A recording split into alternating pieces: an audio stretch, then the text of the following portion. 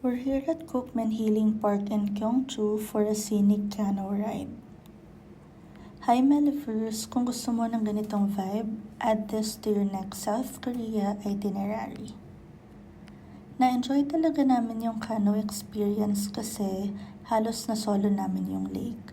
Based sa mga napapanood kong vlogs, maraming tao dito from morning hanggang after lunch. Dumating naman kami around 4 p.m. kaya siguro wala ng tao. So if kaya ng schedule ninyo, try nyo siyang ilagay sa hapon.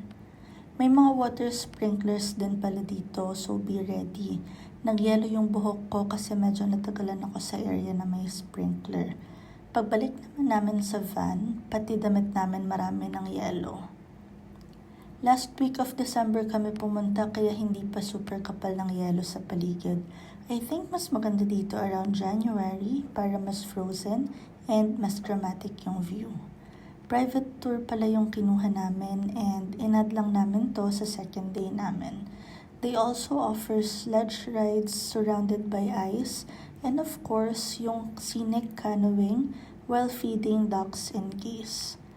For the cano experience, it's 30,000 Korean won for a 1 to 4 seater cano and 50,000 Korean won naman for a 5 to 8 seater cano.